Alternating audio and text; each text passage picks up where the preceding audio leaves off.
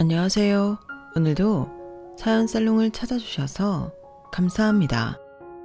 결혼한 지 3년 차가 된 30대 중반 여자입니다. 이곳에 사연을 보내시는 분들 중엔 워낙 결혼한 지 오래된 분들이 많으시니 결혼한 지 3년밖에 안 된 여자가 뭐 그리 깊은 사연이 있겠나 싶으시겠지만 얼마 전 나름대로 아주 기가 막힌 일을 겪게 되었지 뭐예요. 이 사건을 주변 가까운 사람들에게만 이야기해 주다가 문득 사연으로 남겨두면 좋겠다는 생각이 들어서 평소 즐겨 듣던 사연 살롱을 찾아오게 되었어요. 시댁 때문에 스트레스 받으시는 분들이 있으시다면 함께 스트레스를 날려보길 바라면서요. 이야기를 시작하기에 앞서 제가 결혼하기 전 정말 크게 착각했던 부분이 하나 있었는데요. 바로 시댁이라는 범위에 대해서였어요. 결혼 전 막연하게 생각했을 때 시댁 식구들 하면 바로 떠오르는 게 먼저 시부모님 그리고 남편의 형제 자매들이잖아요.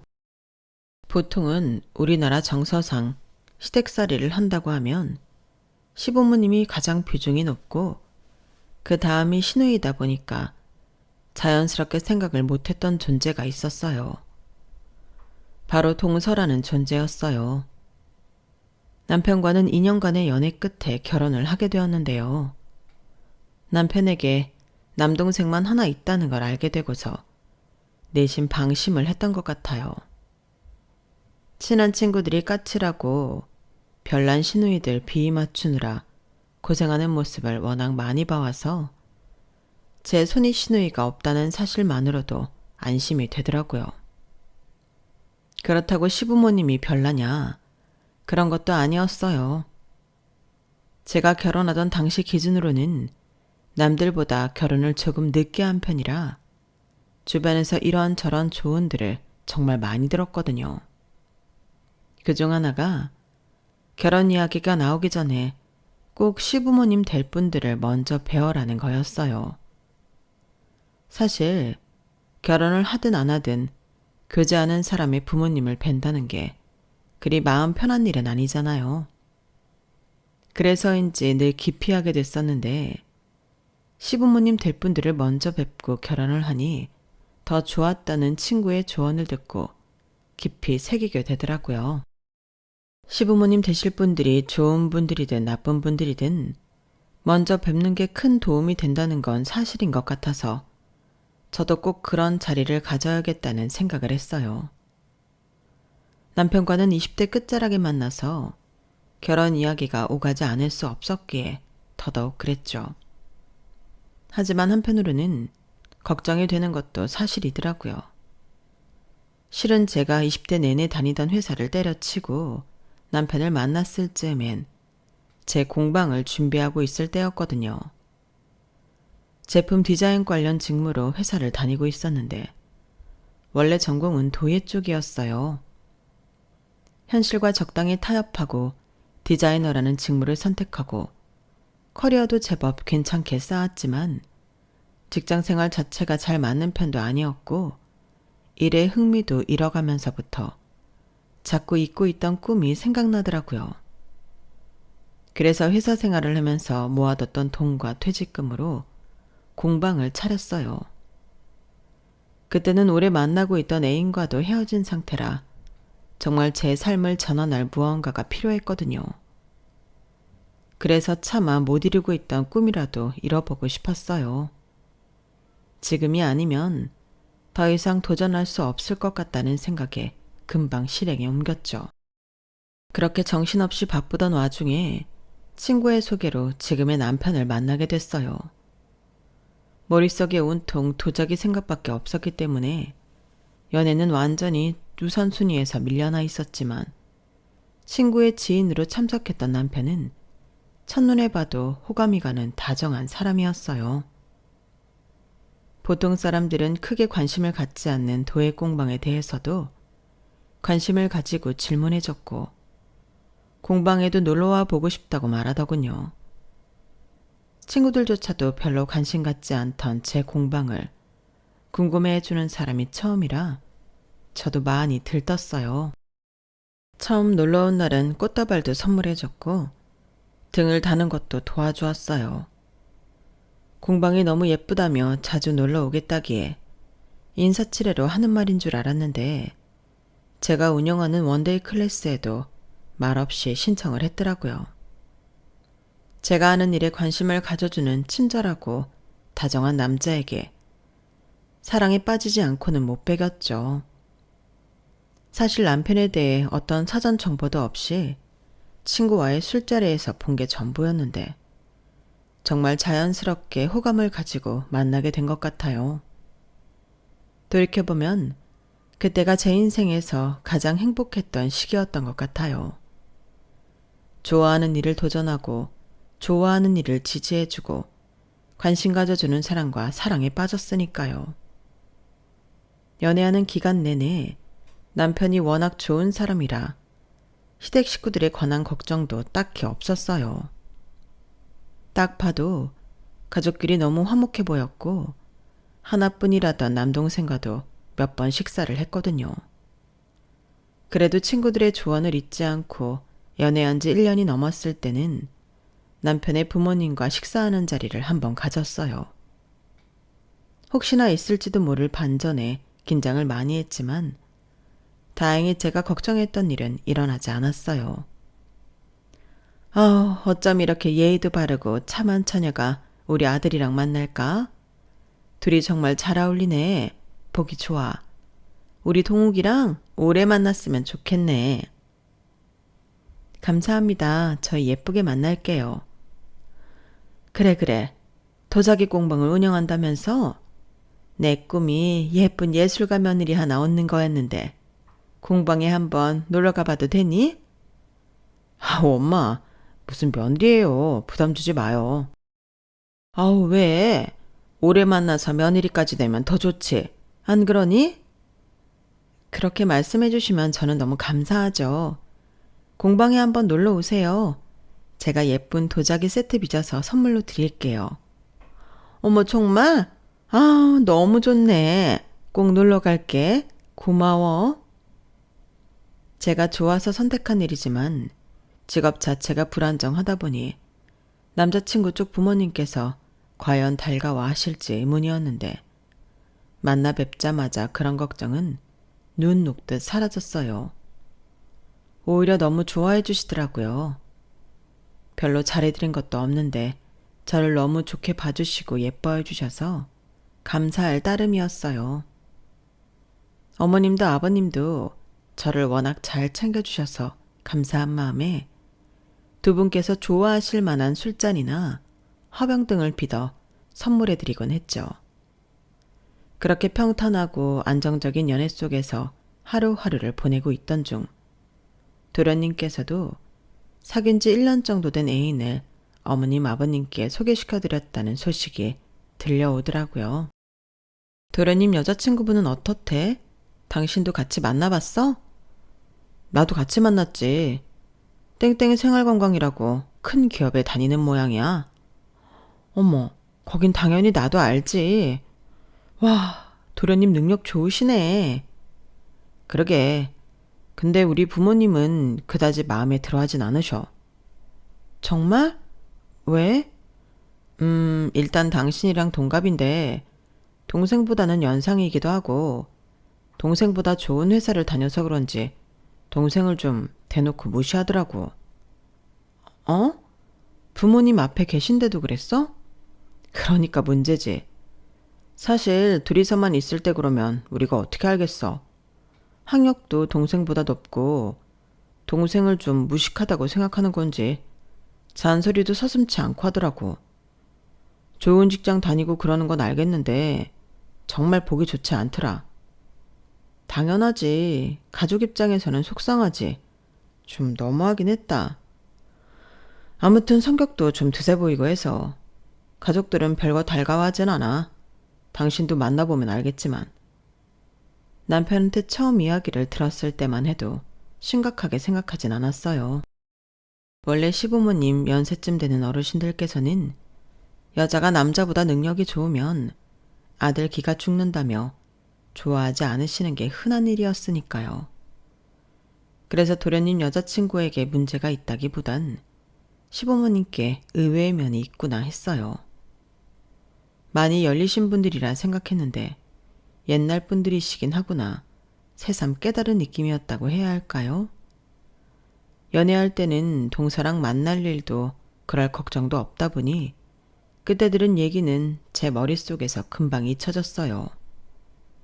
하지만 도련님이 1년 정도 연애를 끝마치고 돌연 결혼하고 싶다는 의사를 밝히면서 남편네 집안이 발칵 뒤집혔죠. 이게 무슨 소리야? 너 아직 30도 안 됐는데 무슨 결혼이야 결혼은? 남자들은 요새 더 늦게 간다던데. 엄마, 지금이야 그렇지만 지금부터 준비해서 내년에 결혼하면 30이에요.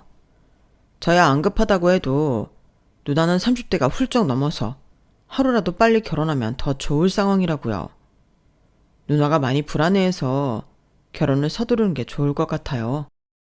무슨 말 같지도 않은 소리야. 연애한 지 1년도 안 된 것들이 결혼은 무슨 결혼. 며느리 되래가 우리 마음에나 들으면 모를까. 아직은 너무 빠르다. 좀 더 만나보고 결정해도 늦지 않아. 엄마, 그냥 허락 좀 해주세요.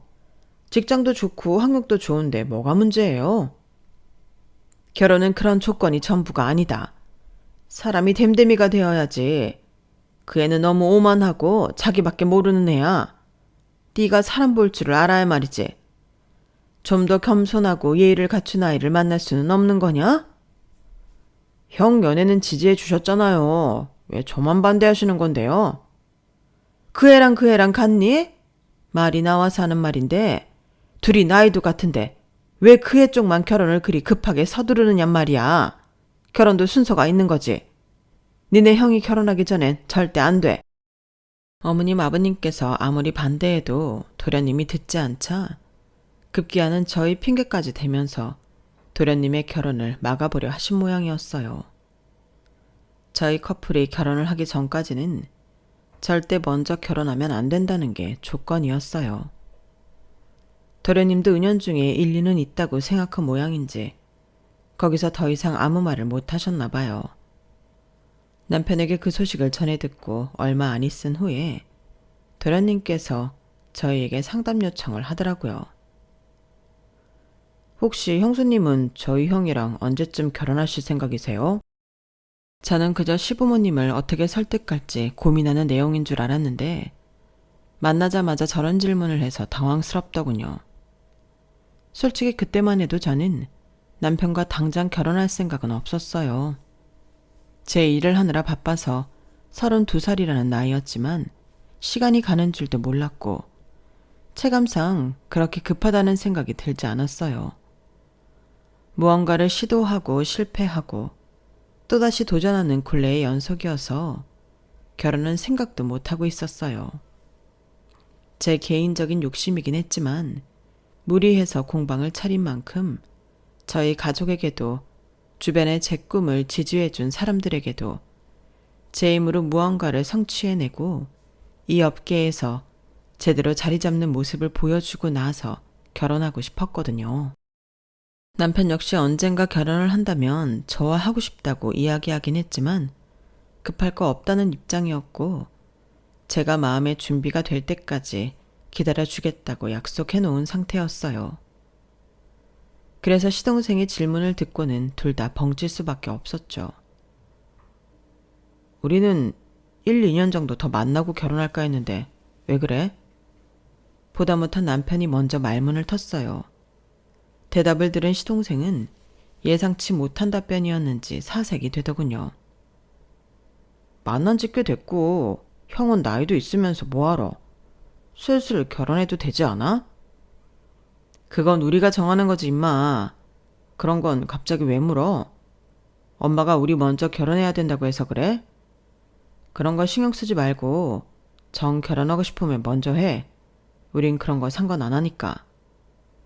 그래요. 먼저 결혼하고 싶으면 먼저 하세요. 저흰 괜찮아요. 형도 봤잖아. 엄마 아빠 서슬 펄해져서 형 장가가기 전까진 절대 안 된다고 하는 거. 형수님, 형수님이 못 보셔서 그래요. 어차피 결혼하실 생각이시면 1, 2년 빨리 한다고 달라지는 것도 없잖아요. 오히려 돈도 빨리 모을 수 있고 좋으실 거예요. 다시 생각해 주시면 안 돼요? 도련님이 너무 애걸복걸 매달리시니 참 난처하더라고요. 결혼 날짜를 땡기는 거야 생각지 못한 일이긴 해도 크게 어려운 일은 아니었지만 저희도 저희만의 속도가 있는데 그런 부분에 대한 존중이나 배려는 전혀 없이 본인 속도에만 맞춰달라고 하니 난처했어요. 야, 이게 그렇게 떼쓴다고 될 일이야? 우리도 다시 이야기를 해봐야 하는 일이고 재수 씨도 이 사람이랑 동갑이라며? 그렇게 급할 것도 없는 것 같은데 왜 이리 재촉이야? 너야말로 더 만나보고 결혼해도 되잖아. 니네 입장만 주장하기엔 우리도 할 말이 있는데. 사실 나도 그렇게 생각을 하긴 하는데 누나 쪽에서 너무 불안해하는데 어떡해. 당장 결혼 준비해도 1년이 걸리는데 확신을 주지 못하면 헤어지겠다잖아. 야, 그렇게 결혼할 사람이 필요해서 너랑 만나는 거면 너도 필요 없다고 해. 나는 누나가 필요 없지 않은데 어떡해. 나도 결혼하고 싶단 말이야. 그렇게 하고 싶으면 우리 상관없이 결혼을 하면 되잖아. 그렇게 막무가내로 결혼하면 우리 엄마 아빠가 시댁살이 엄청 시킬 거라고. 자긴 그럼 결혼 안 하겠다고 하는데 어떡해. 하참, 우리 결혼에 왜 그리 집착을 하나 했더니만 너 지금 재수씨 때문에 이러는 거구나? 남편은 뭐 이런 경우가 다 있냐며 노발대발했지만 전 그때만 해도 동서 입장을 같은 여자로서 대충 이해하기는 했어요. 저 나름대로는 아직 사람을 만나보기 전이라 최대한 좋게 생각하려고 노력을 했던 걸지도 모르겠네요. 안 그래도 본인을 탐탁치 않게 생각하는 시댁인데 시부모 뜻을 거스르고 먼저 결혼을 했다간 시댁살이를 2배로 당할지도 모른다는 걱정이 드는 것도 당연했죠. 그렇다고 결혼을 늦추기엔 저희가 언제 결혼할지 모르는데 아무런 대책 없이 무한정 저희만 기다리시며 결혼 시기를 늦추는 것도 불안했을 거라고 생각했어요. 그때 제 나이가 32이었으니 당시 그렇게 결혼하기 어린 나이는 아니었거든요. 저도 어느 정도 경제적 기반을 갖추고 있었더라면 진작 결혼을 생각하고도 남았을 나이였죠. 다만 저는 인생에서 너무 새로운 도전들을 하고 있었기에 염두에 두지 못했을 뿐이었죠. 그때서야 저도 제 미래에 대해 다시 생각해보게 되더군요. 제가 생각하는 성공에 가까워지기까지 얼마나 많은 시간이 남았는지도 모르는 일인데 이렇게 막연하게 결혼을 계속 미루고 있어도 되는 건가 싶더라고요. 아직 30도 되지 않은 도련님도 결혼하겠다고 난리인데 30대 중반이 된 남편 생각도 해야겠다 싶더라고요.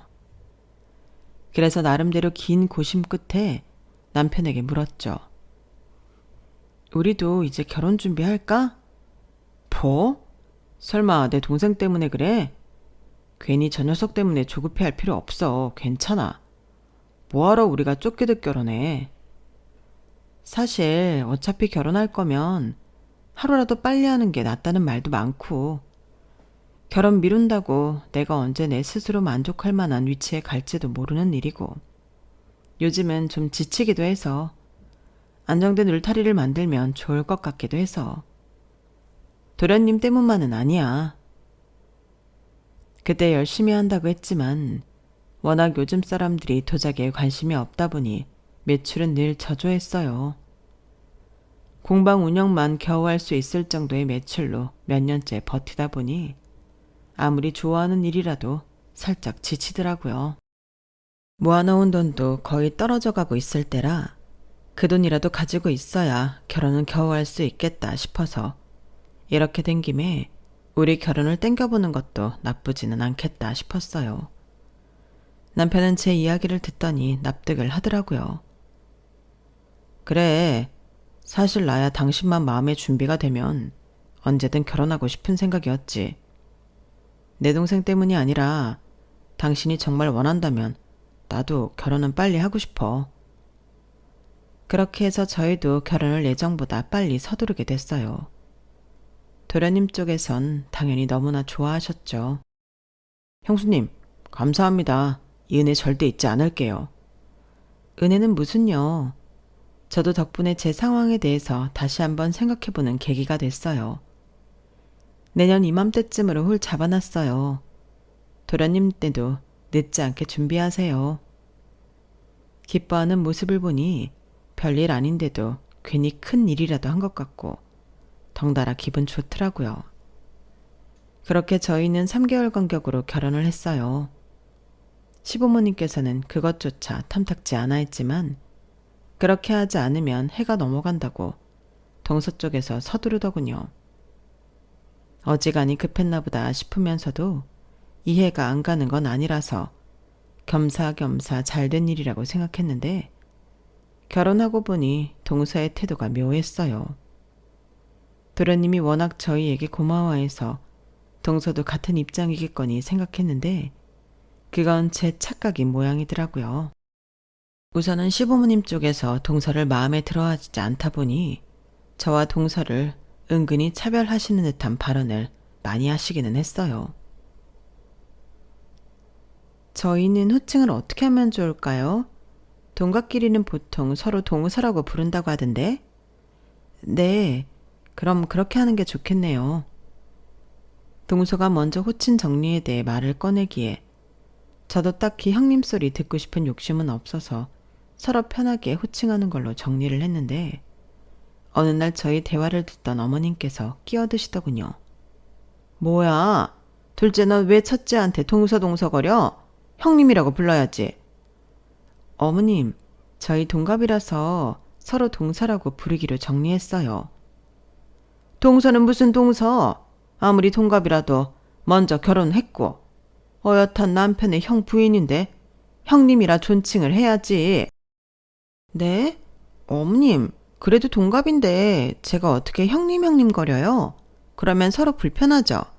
그렇죠, 동서? 네, 어머님. 저는 호칭은 크게 상관없어요. 서로 불편하게 부르는 것보다는 그냥 편하게 부르는 게 좋아요. 너희끼리는 괜찮다고 해도 다른 어른들이 보기엔 영 껄끄러운 일이다. 둘이 있을 때만 그렇게 호칭을 하든가 하고 적어도 다른 식구들이 있을 때는 예의를 지켜서 호칭하는 게 맞다. 알겠니? 네. 그전까지는 조금 어색하기는 했어도 별다른 문제는 없던 사이였는데 호칭이 형님으로 바뀌고 나서부터는 동서가 묘하게 저한테 틱틱거리는 느낌이 들더라고요. 아무래도 그 일 때문인 것 같아서 저도 신경이 쓰이고 불편해서 어머님께 따로 부탁도 드려봤어요. 어머님, 요즘은 호칭을 그렇게까지 하지 않으니 좀 이해해 주시면 안 될까요? 동서가 저를 형님으로 부르는 걸 많이 어색해하는 것 같아서요. 걔는 적당히 선을 그어놓지 않으면 날뛰래다. 호칭이라도 제대로 정해놔야지. 안 그러면 후회할 거야. 평소 제 부탁을 흔쾌하게 잘 들어주셔서 한번 따로 말씀을 드리면 귀 기울여 들어주시지 않을까 생각했는데 어머님께서는 의외로 단호하게 거절하시더라고요. 사실 이 부분만 빼면 저에겐 너무 좋은 시부모님이라 더 이상 부탁드리기도 못하더라고요. 처음에는 아무리 동서가 마음에 안 드셔도 이렇게까지 할 거 있나. 정말로 동서가 도련님보다 좋은 조건이라서 괜히 마음에 그러시는 건가? 혼란스러웠어요. 동서가 시댁에는 마음 붙일 곳이 하나도 없을 것 같아 안쓰럽기도 했고요. 그래서 동서를 나름대로 잘 챙겨주려고 만날 때마다 선물이나 상품 것도 챙겨주고 했죠. 처음 한두 번이야 딱히 돌려받을 생각 없이 챙긴 거지만 그렇게 서너 번이 넘어가니 정말 쓱 받기만 하는 동서가 좀 의아해지기 시작했어요. 그도 그럴 게 몇 번의 명절을 함께 보내게 되면서 동서가 본인 회사에 대해서 엄청난 자부심을 가지고 있는지 늘 자기 자랑을 했거든요. 얼마 전에 친구한테 여기 포도를 선물 받았는데 너무 맛있더라고. 동서랑 도련님도 좀 먹어보라고 챙겼어. 어머, 포도요? 아, 안 그래도 회사에서 명절 선물로 샤인머스켓을 보내줬는데 엄청나게 맛있더라고요. 그거 먹다 보니 일반 포도는 좀 맛없게 느껴지긴 하던데. 어쨌든 맛있다니까 잘 먹을게요. 회사에서 샤인머스켓도 보내줘? 회사 좋다. 그쵸? 이래서 여자건 남자건 대기업을 다녀야 한다니까요? 형님도 옛날엔 회사 다니셨다면서요. 왜 때려치신 거예요? 나는 지금 하고 있는 공방 일이 너무 하고 싶어서 관뒀지. 얘기 못 들었구나? 아, 그래요? 근데 그 공방 일이 재밌어요? 그냥 앉아서 하루 종일 도자기만 빚는 거 아니에요? 그런 건 취미로 해도 되잖아요. 먹고 살 만한 기술이라고 할 수 있나? 지금은 돈이 안 되니까 취미 수준이긴 하지. 돈이 되게 만들어야지. 세상에 좋겠다. 아주버님이 돈을 잘 버시니까 형님은 그냥 공방 운영이나 하면서 여유롭게 사셔도 되겠네요. 근데 그거 팔리긴 팔려요? 요즘 누가 도자기를 그렇게 사나 싶어서요. 그렇게 잘 팔리진 않아. 그래서 취미 수준이라고 한 거잖아. 어머머, 맞다. 그러네요.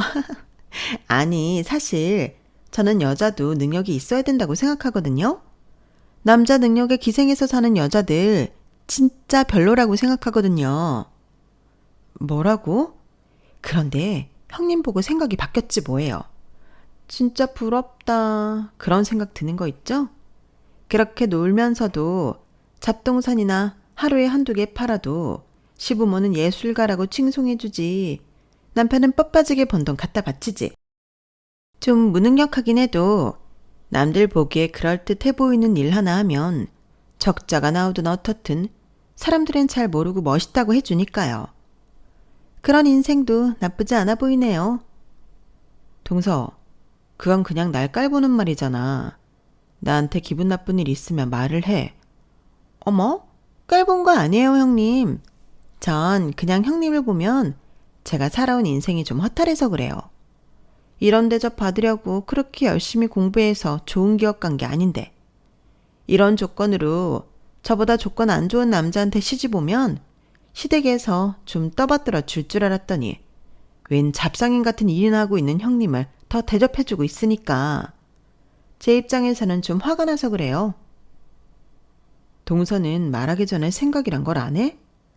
어머님이 왜 그렇게 대하는지 잘 생각을 해봐. 조건이고 뭐고 말을 그런 식으로 하는데 누가 동서를 이뻐하겠어. 아니 형님, 형님이 저처럼 살아보지 않았는데 어떻게 제 마음을 아시겠어요? 나보다 조건도 낮은 남자, 그래도 나이가 어리니까 눈 감고 결혼하기로 했는데 그마저도 예쁜 나이에 결혼하고 싶었는데 누구 때문에 날짜도 밀리고 제가 억울해서 살겠냐고요. 동서는 그야말로 나사가 한번 풀리면 최소한의 선도 없이 하고 싶은 말을 다 하는 성격이었어요.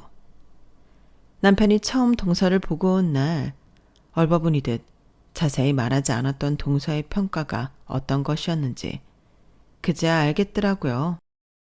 사람을 대놓고 무시한다거나 드세 보인다는 성격이 바로 이럴 때 나타나는 거였어요. 그전까지는 별로 느낄 새가 없다가 본인이 화가 나고 부당하다고 생각하니 이렇게 거침없이 본성이 튀어나오더라고요. 제가 봐왔던 시부모님은 두 분 다 굳이 아들보다 조건이 좋은 며느리를 질투하실 성품이 아니셨는데 그동안 이해되지 않던 것들이 이해되기 시작했어요. 아무튼 그날은 저도 정말 당황스럽고 화가 나서 동서와 대판 싸웠어요. 그렇게까지 제가 하는 일에 대해 비난하고 깔보는데 제가 굳이 참을 이유는 없더라고요. 그렇게 크게 싸운 후에는 필요 이상의 말은 섞지 않았어요. 다른 것도 아니고 제가 사랑하는 일에 대해 그렇게 모욕적인 말을 들으니 참을 수 없더라고요. 그래서 그때부터는 제 일에 더욱 매진했죠.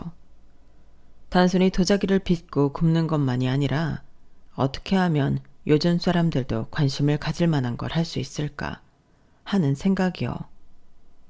그래서 원래 제가 만들던 정통 도자기보다는 좀 더 작은 도자기를 만드는 데 집중했어요.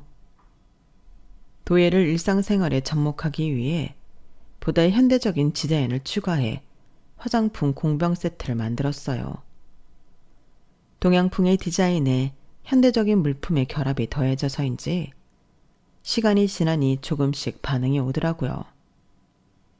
구매하고 당장 쓸 수 있을 정도로 실용적인 것들이다 보니 예전보다 판매량도 훨씬 늘었어요. 그렇게 아름아름 도자기를 좋아하시는 분들 사이에서 제 브랜드를 알아봐 주시는 분들이 조금씩 생겼어요. 그러니 어쩌다 한번 열었던 공방 원데이 클래스에도 신청자가 점점 늘더라고요. 미세한 변화였지만 제게는 아주 큰 것이어서 일을 하는 성취감과 재미가 더 커져만 갔어요. 그러다 보니 단골도 생겼어요. 저희 단골들 중엔 중후한 미를 가지신 한 노부인이 계셨어요. 종종 아드님을 데리고 방문을 하거나 혼자 원데이 클래스를 신청하셔서 그릇 등을 만들어 가셨어요. 워낙 품위 있고 다정하신 분이라 저도 꽤 좋아하던 분이었어요. 그런데 어느 날 갑자기 그분께서 찾아오셔서는 저한테 긴히 하실 말씀이 있다고 하시더라고요. 사실은 내가 화장품 사업을 좀 하고 있어서 우리 선생님 도움을 좀 받고 싶은데 그래도 될까? 어머, 정말요? 어떤 거예요? 저의 영광이죠. 이번에 우리가 향수를 출시할 예정인데 향수병을 좀 부탁할까 해서 3가지 향을 출시할 예정인데 이 향수의 컨셉이 동양의 꽃에서 영감을 얻은 시리즈라서 딱 봐도 패키지에서 동양풍 느낌이 났으면 하는데 한정판 향수로 도자기병에 출시를 했으면 해서. 어머, 정말요? 너무 재밌을 것 같은데요? 그래? 그러면 우리 직원한테 컨택하라고 할 테니까 기획안 확인해보고 연락 줄래요? 저야 그런 기회를 주시면 너무 감사하죠. 네, 그럴게요. 사업가이신 줄은 미처 상상도 못했는데 덕분에 재미있는 기회를 얻게 됐어요. 기획안을 보니 정말 제 취향이더라고요. 제가 잘할 수 있고 자신 있는 컨셉이었기에 망설이지 않고 뛰어들게 됐죠. 남편도 제가 새로운 프로젝트를 맡게 되니 브랜드 이름을 더 알릴 수 있겠다고 기뻐하더라고요. 그렇게 새로운 기회를 향해 한 발걸음 내딛고 있느라 시댁일은 까맣게 잊고 있을 때쯤 어머님께서 연락이 왔어요. 첫째야, 잘 지내지? 요즘 일하느라 많이 바쁘다면서. 네, 어머님. 한번 찾아뵈어야 하는데 정신이 없었네요. 죄송해요. 바쁜 게 좋은 거지 죄송하기는 뭘. 다른 게 아니라 얼마 전에 들었는데 말이다. 둘째랑 크게 싸웠다면서. 아, 정말 그 애 때문에 못 살겠다. 혹시 네가 그것 때문에 마음이 상해 못 오고 있는 걸까 봐 문득 걱정이 들었지 뭐니. 어머, 아니에요 어머님. 그 일로 동서랑 서먹해진 건 맞지만 못 찾아뵌 건 제 불찰이에요. 저희 공방 원데이 클래스 단골 수강생분 중에 사업하시는 분이 계셔서 좋은 기회로 협업을 하게 되었거든요. 일만 잘 마치면 자주 찾아뵐 수 있을 것 같아요. 어머나, 그래? 너무 잘됐다. 드디어 네가 하는 일이 빛을 보려나 봐. 우린 너 믿고 있었잖니. 워낙에 손재주도 좋고 감각도 뛰어나니 잘 해낼 수 있을 거야. 응원해 주셔서 감사해요, 어머님. 일 잘 마무리되면 제가 또 예쁜 도자기 세트 선물해 드릴게요. 아우, 말로만 들어도 고맙네. 그럼 바쁜 일 끝나면 연락 주렴. 네. 어머님과는 그 정도 안부 인사를 주고받고 그 뒤로는 정말 일에만 매달렸어요. 시댁에서도 제 사정을 아니 굳이 저를 찾지는 않으시더라고요. 그 점이 참 감사했어요. 나중에 계약서를 검토하면서 보니 제가 협업하는 회사는 놀랍게도 한국에서 이름만 들으면 다 아는 아주 큰 화장품 회사더군요. 이게 대체 무슨 우연인지 동서가 다니는 회사더라고요. 단골 손님이었던 분께서는 경영진 중 한 분이셨어요. 알게 된 순간부터 손이 벌벌 떨리더라고요. 제가 이런 반응일까봐 처음부터 숨기셨다고 웃으시며 분위기를 풀어주셨어요. 프로젝트가 마무리되고 출시만을 앞두고 있을 쯤이 되자 어느 정도 마음에 여유가 생겼어요. 소상공인 브랜드인 저희 도자기 브랜드와 유명 화장품 기업과 콜라보를 한다는 소문이 퍼지자 문의가 압도적으로 많이 들어왔고 적지만 직원도 몇 명 뽑게 되었죠. 그렇게 일이 한참 잘 풀리고 있던 어느 날 어머님께서 연락도 없이 갑자기 공방에 찾아오셨더라고요. 어머님, 연락도 없이 어쩐 일이세요? 요즘 워낙에 바쁘잖니. 알면서도 한번 들여다보질 못해 미안한 마음이 커서. 직접 만든 도시락인데 챙겨 먹거라. 세상에 뭐 이런 걸 다 주시고 그러세요. 너무 감사해요. 잘 먹을게요. 네 거 사는 김에 둘째 것도 좀 쌌어. 회사가 이 근처지? 전해주고 같이 먹을 수 있으면 같이 먹거라. 네? 동서랑요? 둘이 껄끄러워졌다는 건 알지만 그게 돌이켜보니 다 나 때문인 것 같다는 생각이 들더구나. 내가 둘째한테 잘해줬으면 둘째도 너에게 괜한 앙심을 품지 않았을 텐데 내가 워낙 너만 예뻐했으니 둘째가 살아온 마음에 그러지 않았을까 싶어서. 어머님 때문 아니에요. 그냥 저희 둘 다 부족한 부분이 있어서 감정 싸움을 하게 된 거죠. 걱정시켜드려서 죄송해요. 어머님께서는 며느리들의 불화의 원인이 본인 때문이라고 생각하시는 것 같았어요.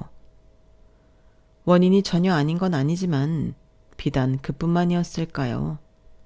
애초에 동서의 이해심이나 인품이 거기까지밖에 되지 않았으니 저를 시기하고 못된 말도 서슴지 않고 해서 이렇게 된 것인데 말이에요. 하지만 이렇게 저희를 위해 손수 육첩 도시락까지 만들어서 화해의 시간을 만들어 보려고 하신 어머님의 의도에 정말 순수하게 감동했어요. 요즘 같은 세상에 정말 이런 시어머니가 어딨겠나 싶더라고요. 아무리 내가 둘째가 밉대도 그랬으면 안 되는 건데 내가 모자라서 생긴 일이다. 수습을 너한테 부탁하는 것도 참 미안하지만 그래도 가족이라는 게 평생 얼굴 마주보고 살아야 하는 것인데 이렇게 갈수록 대면대면해져서야 쓰겠니? 내가 부탁 좀 하마. 별로 그렇게 내키지는 않았지만 그동안 바쁘다고 시댁일을 소홀히 한 것도 있고 어머님 말씀대로 언제까지고 동서와 척을 지고 산다고 좋을 것도 없다는 생각이 들었어요. 그래서 어머님이 싸주신 도시락을 들고 동선의 회사로 향했죠. 동선의 회사가 저희 공방이랑 가까이에 있었거든요. 딱 직장인 점심시간 때쯤이라 건물 밖으로 많은 사람들이 오가고 있더라고요. 그래서 동서한테 바로 전화를 했는데 동서가 전화를 받지 않더라고요. 충분히 예상했던 일이라 문자를 남겼어요. 동서, 지금 나 회사 앞이야. 중요하게 할 이야기가 있어서 왔는데 잠깐만 시간 내줄래? 하지만 동서는 묵묵부답이더라고요. 2통 정도 전화를 더한 뒤 받지 않길래 건물로 들어가려고 하는데 입구서부터 외부인 출입 금지라며 거부를 당했어요. 잠깐 전해줄 게 있어서 그래요. 여기 맡겨놓으시면 전해드리겠습니다. 순간 내가 왜 이렇게까지 해야 되나 억울해서 도시락을 맡겨놓고 가버릴까 싶었지만 어머님께서 힘들게 손수 싸주신 보람이 없을 것 같았어요. 먹다 체하든 말든 동서랑 한 끼는 먹고 얘기를 좀 해봐야겠다 싶어서 다시 동서에게 문자를 보냈죠. 바쁘면 잠깐 전화라도 해줘. 전해줄 게 있어서 그래. 그렇게 앞에서 경비와 실랑이를 벌이고 있는데 익숙한 뒷모습이 보이더라고요. 동서, 뭐예요 형님? 그래 나야. 왜 이렇게 연락을 안 받아? 형님이야 차단한 지 오래됐죠. 우리가 뭐 이렇게 인사 주고받을 사이는 아니잖아요? 그래도 무슨 급한 연락이 있을 수 있는데 무슨 차단까지 했어. 됐고 여긴 왜 오셨어요? 촌스럽게 그 보따리는 또 뭐예요? 설마 우리 회사에 도자기 팔아보려고 왔어요? 도시락이 보따리에 들어있어서 도자기로 착각한 모양이었어요. 뭐라고? 그런 게 아니라 여기요 경비, 이 잡상인 좀 내쫓아주세요. 우리 회사 건물 경비 진짜 삼엄한데? 잡상인이 어떻게 들어와 있대? 동서, 잡상인이라니. 그게 아니라 동서랑 밥 한 끼 하려고 온 거야. 이거 어머님이 우리 공방까지 손수 가져다 주셨어. 동서랑 먹으라고. 이렇게까지 싫어할 줄 알았다면 나도 안 왔을 텐데. 진짜 해도 해도 너무한다. 그래, 그럼 이것만 전해주고 그냥 가볼 테니까 먹던지 말던지 알아서 해. 동서에게 보따리를 쥐어주고 가려는데 갑자기 뒤에서 무언가 우당탕 하는 소리가 들리더군요. 뒤를 돌아보니 도시락을 바닥에 던지듯 떨어뜨려 도시락통이 바닥에 나뒹굴고 있었어요. 어머, 도자기인 줄 알았는데 진짜 도시락이었네? 도자기였다면 다 부서지고도 남았을 거였어요. 바닥에 어머님께서 싸주신 반찬들이 굴러다니는데 정말 화가 나서 참을 수가 없더라고요. 동서, 진짜 제정신이야? 말 그대로 눈이 뒤집혀서 동서한테 달려들려는데 누군가 저를 잡았어요. 돌아보니 그 임원뿐이더라고요. 이 사람이 전에 선생님이 말했던 그 사이 안 좋은 동서예요? 전무님. 죄송합니다. 소란스럽게 굴어서요. 얼른 정리하고 나가보겠습니다. 세상에, 시어머님께서 솜씨가 좋으신 것 같은데 아깝게 됐네. 그때 말했던 동서가 우리 회사 직원인 줄은 몰랐는데 왜 말 안 했어? 네? 말씀드려도 어떻게 할 수는 없으니까요. 괜히 이런 걸로 피곤하게 해드리기도 싫고요. 아니지, 말했어야지. 우리 회사는 능력이 첫째로 중요하지만 그에 못지않게 인성도 중요하게 여기는 회사인데 어머님이 싸주신 도시락 같이 먹자고 들고 온 형님을 잡상인 취급하면서 저러는 건 우리 회사 직원으로서 너무 창피한데?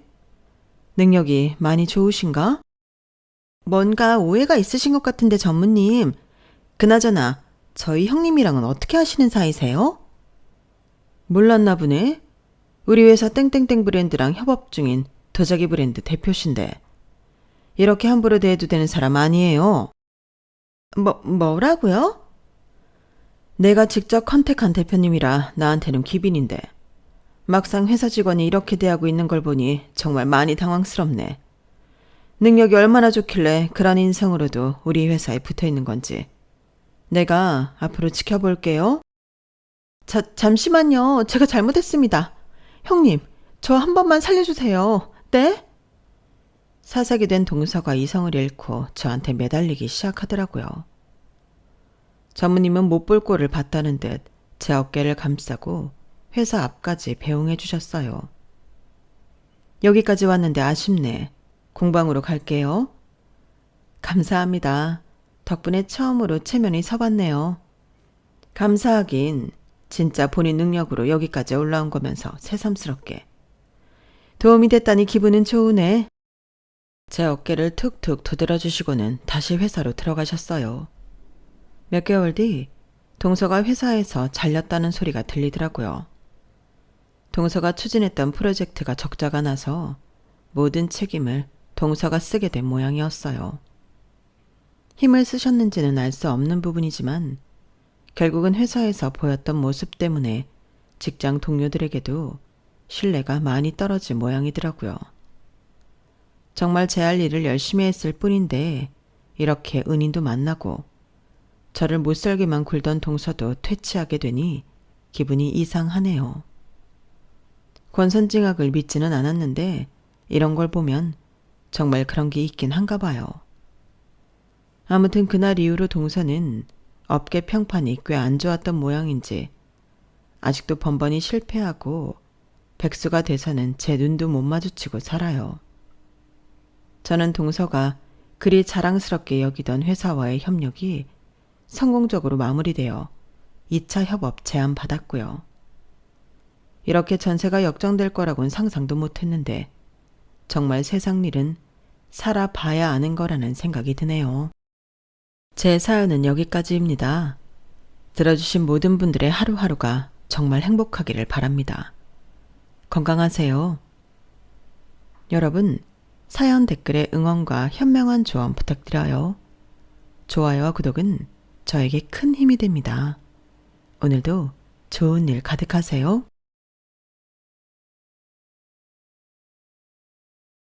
안녕하세요. 오늘도 사연 살롱을 찾아주셔서 감사합니다. 저는 머지않아 새아이의 할머니가 되는 60대 여자입니다. 남편을 제 나이 22에 사고로 잃고 가족이라고는 아들 하나밖에 없었던 저는 지금은 손주들도 있고 아들과 며느리에 안싸돈까지 대가족을 이루고 살고 있어요. 그리고 바쁜 아들과 많은 식구들 챙기느라 힘든 일이 태반인 며느리는 요즘 여자들과 달리 눈에 넣어도 아프지 않을 손주를 무려 2씩이나 품에 안겨주고 또 그것도 모자라 한 명의 천사를 더 뱃속에 잉태하고 있는데 어디서 저런 복덩이가 우리에게 찾아왔을까? 항상 고마운 마음을 갖고 있어요. 아니, 그것을 떠나 저에게 며느리는 아주 특별한 존재인데 물론 며느리와 시어머니라는 인연 자체만 놓고 보아도 특별하다고 할 수 있지만 저희 인연은 그보다 훨씬 전부터 시작되었어요. 이런 말을 하면 어떻게 들을지 모르겠지만 저와 며느리는 며느리가 태어나기도 전부터 인연이 있었어요. 그러니 조금 오바해서 말하면 우리는 처음부터 가족이 될 인연이자 운명이었다고 생각하는데요. 그 이야기를 하려면 며느리가 태어나기 훨씬 전부터 시간을 거슬러 올라가야 하기에 지금부터 그 이야기를 소개해 드릴까 합니다. 장본인인 저조차도 신기하고 놀랍기만 한 제 이야기를 부디 즐겁게 들어주세요. 앞서 언급했듯 저는 남편을 너무 빨리 잃었어요. 당시 저는 임신 막달이었는데 그러니까 한 달 차이로 제 아들을 태어나기도 전에 아빠를 여인 유복자가 되었는데 가진 것 하나도 없는 미망인과 유복자의 삶은 한시도 순탄했던 적이 없었네요. 그래서 먼저 떠난 남편에 대한 원망도 참 많이 했는데 그 원망도 지금 생각하면 그리움이었어요. 제 평생 저는 딱 한 사람, 남편만 사랑했거든요. 처자식 두고 일찍 간 그런 남자가 뭐가 그렇게 좋냐고 물어보신다면 글쎄요, 모든 것이 다 좋았다고 그 말밖에는 떠오르지 않는데요. 저희 남편은 지금 생각해도 성실하고 용감한데 전까지 많은 의로운 사람이었어요. 그래서 없는 형편임에도 남을 위해 헌신하기를 꺼려하지 않았는데 그렇기 때문에 항상 어느 누구도 하기 싫어하는 굳은 일을 본인이 도맡아 하곤 했었죠. 그리고 그 훈장으로 몸에 크고 작은 상처를 항상 달고 살았는데 남편은 제가 걱정할까 대수롭지 않게 굴었지만 저는 항상 상처투성이인 남편에게 불만이 많았어요. 남을 위해 무언가 한다는 건 아무나 할 수 없는 일이라는 건 알지만 그게 제 남편이라는 게 저는 싫었어요. 오빠, 또 다쳤어? 아니, 거기엔 오빠 말고 사람이 없는 거야, 뭐야? 왜 맨날 오빠만 다쳐오는 건데? 이번에도 오빠가 오지랖 부려서 나서서 이렇게 된 거지? 도대체 왜 그러는 거야? 그렇게 한다고 돈을 더 받는 것도 아니잖아. 아유, 우리 마누라가 잔소리하는 거 보니 내가 집에 오긴 했나 보네. 성질 좀 그만 내. 내가 미숙해서 다친 거지. 다른 사람 때문에 다친 거 아니야. 다음부터는 조심할게. 한두 번이 아니니까 그렇지. 이것 봐봐. 몸에 아주 상처 투성이잖아. 오빠 그냥 일 안 하면 안 돼? 다른 일도 얼마든지 있잖아. 전에 했던 배달 일도 이것보다는 낫겠다. 나는 괜찮아. 배달 일은 벌이가 너무 들쑥날쑥하잖아. 그리고 못 오는 날도 있고. 그럼 다시 공장 일을 해. 공장 일이 훨씬 안전하잖아. 공장은 3교대라 출퇴근도 불규칙하고 무엇보다 밤에 자기 혼자 두기는 불안해서 내가 싫어. 여기 일이 몸은 좀 힘들어도 일찍 끝나고 인건비도 높잖아. 앞으로 우리 애기도 태어나는데 아빠인 내가 한 푼이라도 더 벌어야지. 사람들이 하기 꺼려하는 일을 자처해서 하는 것도 그래. 그래야 앞으로도 계속 나를 쓰지 않겠어? 나는 젊잖아. 그래도 위험한 일은 싫단 말이야. 오빠 출근하면 내가 얼마나 마음 졸이고 기다리는지 알아? 네네. 앞으로 더 조심하겠습니다. 안전모도 쓰고 안전화도 신고 조심 또 조심할 테니까 이제 그만해라. 나 배고파. 힘쓰는 일을 해서 그런가 돌아서면 배가 고프다니까. 아니다. 우리 그러지 말고 자기가 좋아하는 시장 떡볶이 사 먹으러 나갈까? 이것 봐봐. 남편이 일찍 오니까 이렇게 데이트도 할 수 있잖아. 나 금방 씻고 나올 테니까 조금만 기다려. 이렇듯 남편은 공사 현장 일이 위험하긴 하지만 임금이 높다며 좋아했고, 사실 저도 불안은 하지만 남편과 늦은 오후부터 쭉 함께 할 수 있어 솔직히 좋았는데요. 특히 남편과 시장 나들이 하는 걸 좋아했어요. 남편이랑 장도 보고 맛있는 것도 먹고 그렇게 들어와 저녁 시간을 보내고 있으면 반지하인 신혼방도 천국처럼 느껴졌죠.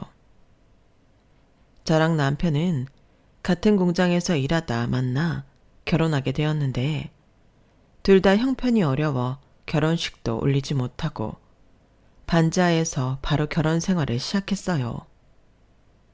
저희 둘은 시댁과 친정도 있긴 했지만 어느 한 곳도 실질적인 도움을 주는 곳은 없었거든요. 게다가 남편은 집안의 장남으로 시댁에서는 바라는 게 많았는데 그래서 저희의 결혼을 끝까지 반대하셨어요.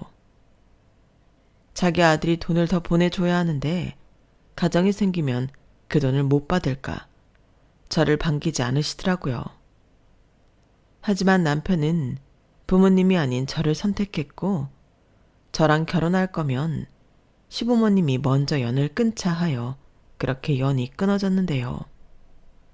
제가 임신을 하고 남편 몰래 연락을 드렸을 때도 돌아오는 답은 없었어요. 아픈 시아버지와 남편 밑으로 동생이 셋이나 있는데 결혼을 한 자체가 불효라고 생각하신 거였죠. 그리고 정말로 철륜이 끊겨버렸는데 그건 저도 마찬가지였어요.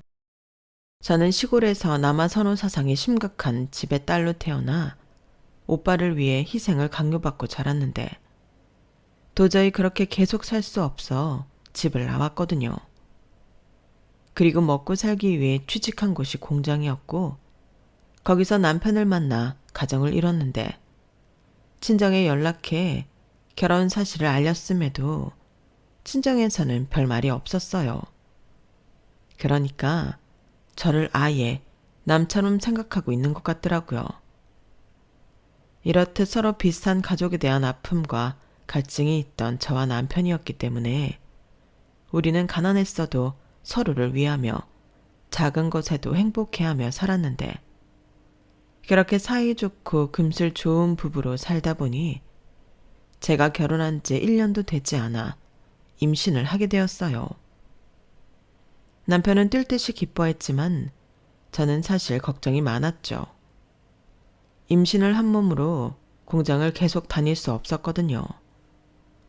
하지만 남편은 괜찮다며 자기가 벌어서 저랑 아이를 책임질 수 있다고 했고 저도 이미 생긴 아이를 어쩔 수는 없으니 걱정은 산더미였지만 남편을 믿었는데요. 그렇게 제가 공장을 그만두고 남편은 더 많은 벌이를 찾다 공사 현장 노동 일을 하게 되었어요. 그 일을 하기 전에 배달 운송 일과 버스 운전 같은 일을 하기도 했는데 노동에 비해 돈이 얼마 되지 않아 남편이 걱정이 많았거든요. 그러다 아는 형의 소개로 건설 현장에 처음 일을 하게 되었고 젊고 건강한 몸으로 힘쓰는 일이 많이 어렵지 않았다는데 그날 하루 일을 하고 받은 수당이 꽤 많아서 남편이 아예 그쪽 일을 쭉 하길 원했어요. 그때 한참 우리나라가 아파트를 많이 짓던 시대였거든요. 그리고 그런 아파트를 짓는 일을 하며 남편은 언젠가는 우리도 이런 번듯한 아파트에서 남들처럼 행복하게 살아보자고 걸핏하면 얘기를 했었는데 그런 남편이 현장에서 사고로 세상을 떠날 줄은 꿈에도 몰랐어요. 그게 제가 출산일을 한 달 남짓 남겨두었을 때였는데 그렇게 천국이었던 제 세상은 한순간에 지옥이 되고 말았죠. 그리고 그 충격 탓에 예정일보다 일찍 아들애를 낳게 되었는데요. 솔직히 그 순간에는 기뻐할 수가 없었어요.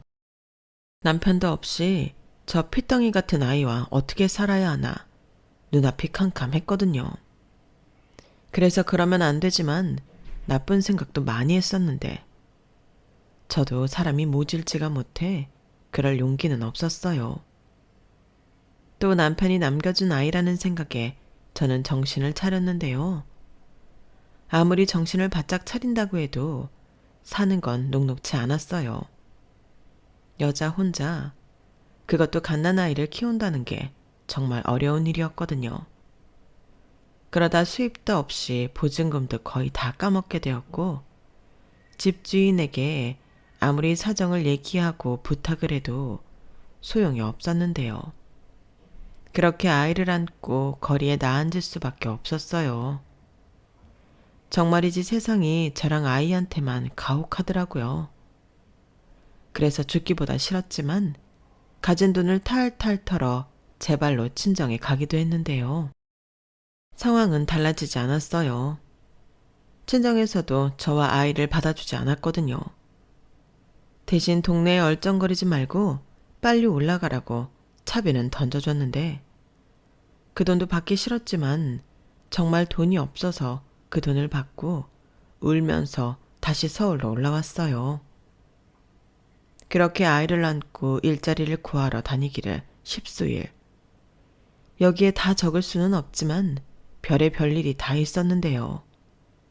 오죽하면 아이를 고아원에 몇 년만 맡겨놓고 돈을 벌까도 생각했을 정도였어요.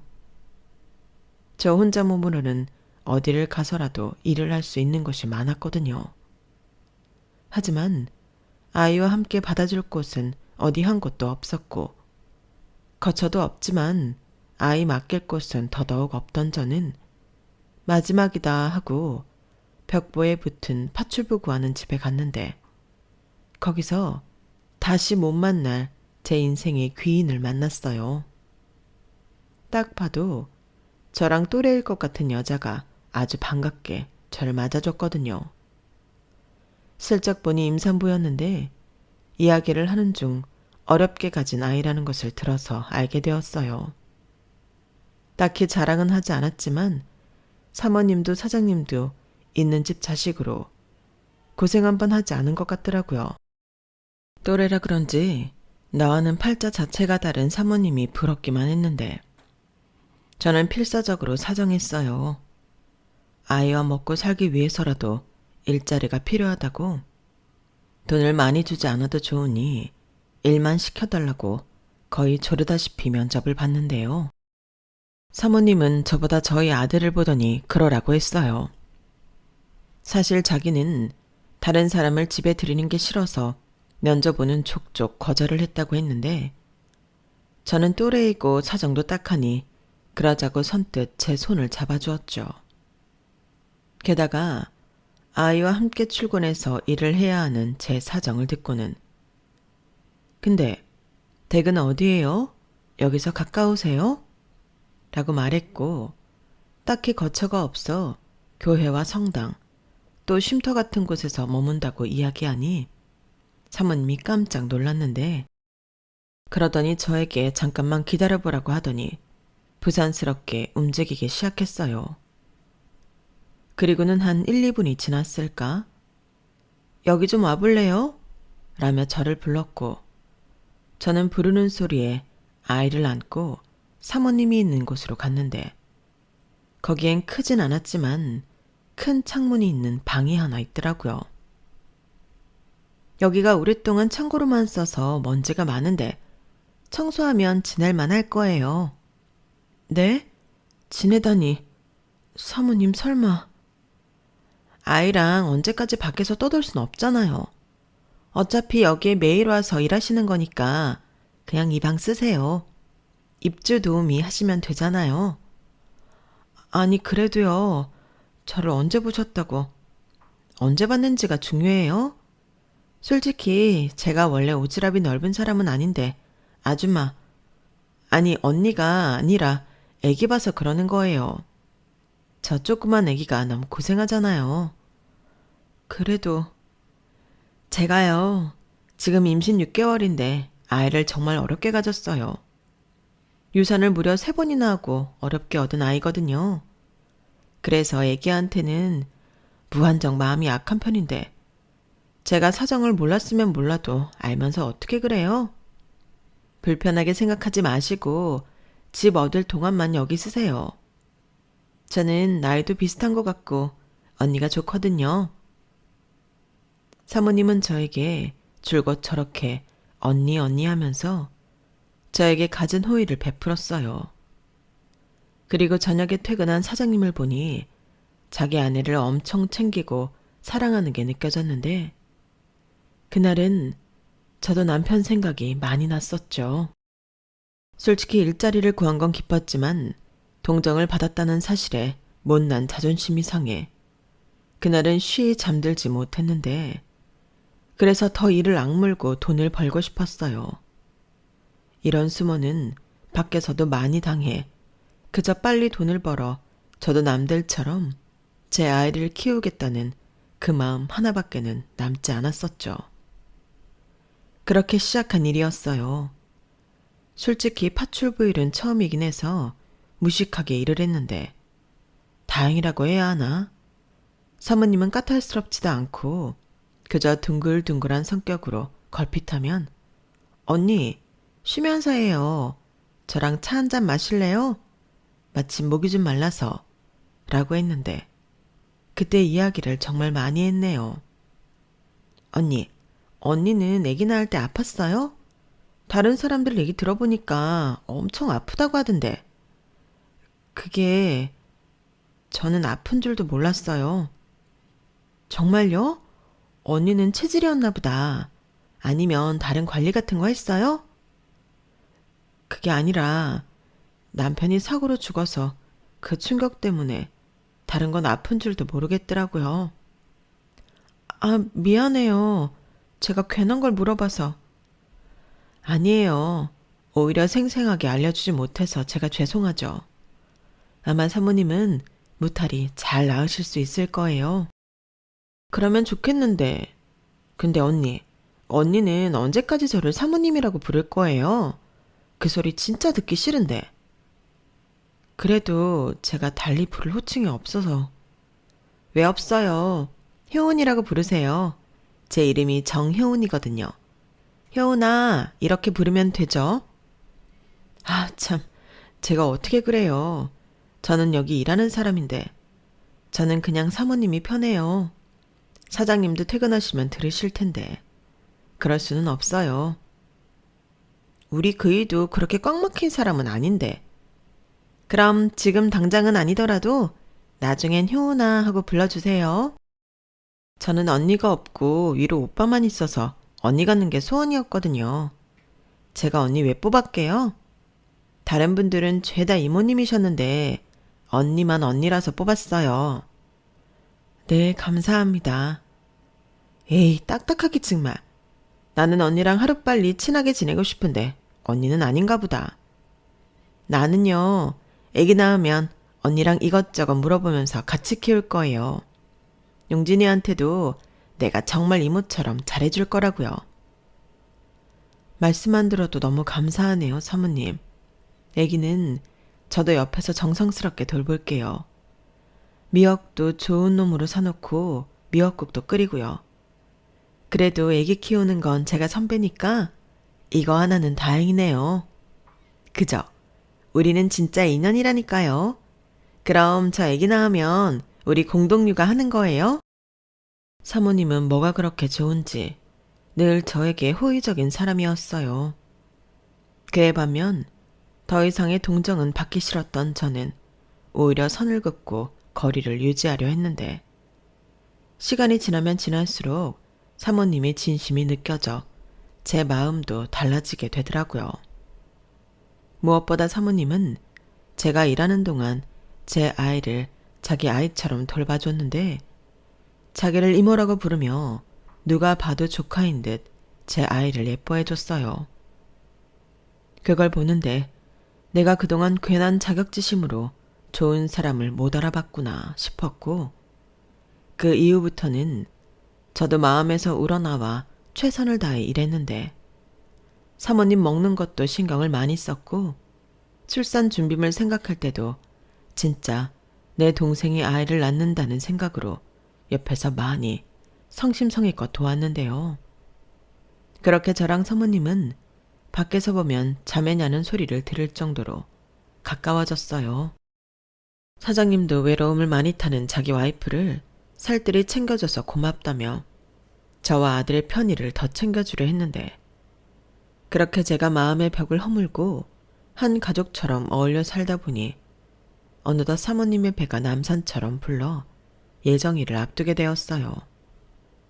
아기는 빨리 만나고 싶지만 아픈 건 무섭다며 그때부터 사모님은 저를 많이 의지했는데 그러다 예정일보다 조금 늦게 진통이 왔고 사모님은 제가 준비해둔 출산 가방을 가지고 병원으로 향했죠. 저는 사모님이 예쁜 아기와 함께 돌아올 것을 기대하며 삶아놓은 기저귀와 아기 물건들을 꺼내놓고 사모님이 돌아오길 기다렸는데 사모님은 갈 때와는 전혀 다른 얼굴로 아기 없이 혼자 돌아왔어요. 어떻게 된 거예요? 아기는요? 그게 아기가 태어났을 때 이미 숨을 쉬지 않았어요. 의사 선생님 말로는 탯줄이 아이 목에 감겨 있었다고 하는데 와이프가 그 말을 듣고 충격을 많이 받았거든요. 어떻게 그런 일이...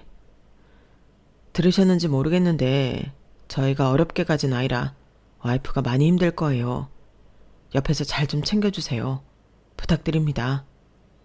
네, 당연하죠. 그런데 사장님은 괜찮으세요? 사장님도 많이 기다린 아이였을 텐데요. 저는 괜찮습니다. 아이를 떠나보낸 건 슬프지만 지금은 와이프가 더 우선이에요. 사장님은 말은 저렇게 하면서도 금세 눈이 충혈되었어요. 왜 아니겠어요?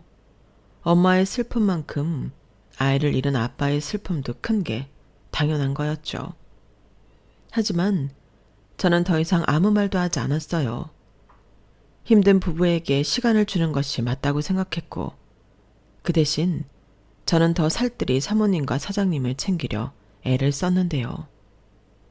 그때 눈치 없이 제 아들이 이모를 찾으며 떼를 쓰기도 했는데 그때는 제가 엄하게 단도리를 했었죠.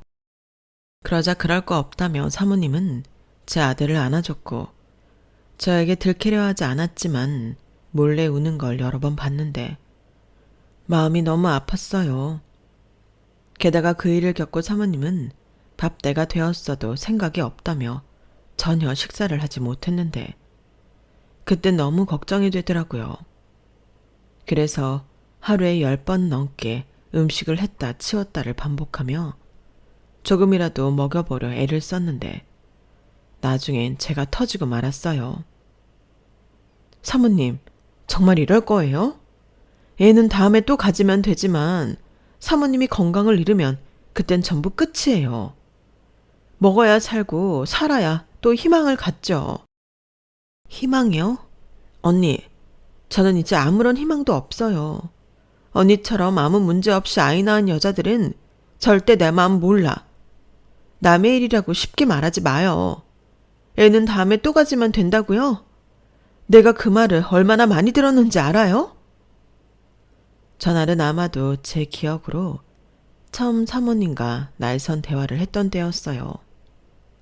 그리고 사모님 말에 제 입이 턱 하고 막혔는데 저는 그저 사모님이 자기 몸을 돌보지 않으려 하는 것이 화가 나서 한 말이었지만 말 실수했다는 걸 바로 알아차렸어요. 그래서 곧장 사과를 했고 그래도 조금이라도 먹자고 나중엔 제가 울면서 말했는데요. 그때 처음으로 저는 사모님에게 이름을 불렀어요. 사실 언젠가는 사모님이 아닌 이름으로 사모님을 불러보고 싶던 저였거든요. 효은아, 네 마음 모르고 쉽게 얘기한 거 사과할게. 근데 나는 떠난 아이보다 네가 더 소중해. 네 마음 나도 알아. 나도 남편을 먼저 보냈잖아. 허무하고 세상이 온통 지옥처럼 보이겠지. 다시 웃는 날도 어떤 희망도 품을 수 없을 것 같은 그 기분. 내가 왜 모르겠니? 근데 나한테 우리 용진이가 있었듯 효은이 네 옆에도 너를 사랑하는 사람들이 있어. 자기도 아픈데 자기 아픈 것도 모르고 저만 걱정하는 사장님이 있고 친동생도 아니지만 네가 혹시 쓰러지기라도 할까 하루 온종일 부엌 가스불 앞에 앉아있는 나도 있고 아무것도 모르고 이모만 찾는 용진이도 있잖아.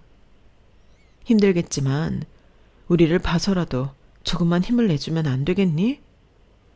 나는 말이야 세상 절벽 끝에서 효은이 너를 만나 이렇게 살고 있어. 그때 나는 말이지 여기서 일을 못하면 우리 용진이 고아원에 맡길 생각까지 하고 있었거든. 뭐? 언니 정말 그런 생각까지 했던 거야? 너무 힘들었거든. 세상에 내 편이라고는 하나도 없고 너무 죽을 것 같아서 그런 생각까지 했었어. 그때 너를 만난 거야. 네가 나를 구한 거야. 그러니 나도 너한테 도움이 되고 싶어. 아기가 아직은 준비가 되지 않아서 다시 갔다고 생각하자. 금방 다시 엄마 아빠 찾아올 거니까 포기하지 말자. 언니가 종교는 없지만 밤낮으로 기도할게. 내가 내일부터 근처 교회에 새벽 기도라도 다닐 거야. 언니. 그날 사모님, 아니 효은이는 피를 토하듯 울음을 토했어요. 그리고 제품에서 얼마나 오랫동안 울었는지. 그날은 초저녁부터 잠이 들었는데 그날 이후부터는 밥도 조금씩 먹고 다시 예전에 밝았던 효은이로 돌아갔는데요. 달라진 건 딱 하나 있었죠. 제 호칭이 사모님에서 아이 효은이라고 바뀌었어요. 한번 그렇게 부르기 시작하니 효은이가 사모님 소리 하기만 해보라며 무섭지도 않은 동그란 눈을 부릅떴고 저는 효은이에게 하루라도 빨리 예쁜 아기가 찾아왔으면 하는 바람으로 정말 교회를 다니며 기도를 했는데 그렇게 무려 6년이 지난 후 효은이는 임신을 했어요. 그 소식을 들었을 때는 얼마나 기뻤는지 제가 하느님에게 왜 제 기도 안 들어주냐고 이제 교회도 안 다니고 성금도 안 낼 거라며 화를 낼 때였는데 그날 이후 감사하다고 또 기도를 드리며 이번에는 무사히 건강한 아이를 낳게 해달라고 또 기도를 했죠. 그러는 사이 저는 돈도 제법 많이 모았고 아이 유치원도 보내며 살만해졌는데요.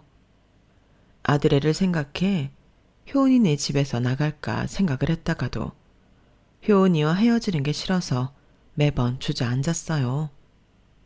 효은이 역시 절대 싫다며 저에게 나가지 말라고 했고 우스운 소리로 언니 돈 모아서 집 살 때 나가. 그때 내가 아주 TV에 냉장고에 세탁기까지 세트로 해줄게. 나는 이제 언니 없으면 심심해서 못 산단 말이야. 이런 말까지 했는데 저 역시 이젠 효은이 없으면 너무 적적할 것 같아서 나갈 엄두를 내지 못했어요. 그런데 이제 아이까지 생겼으니 힘든 동생을 혼자 둘 수 없었고 속으로 내심 효은이 아이가 3살쯤 되었을 때 나가자 싶었는데요.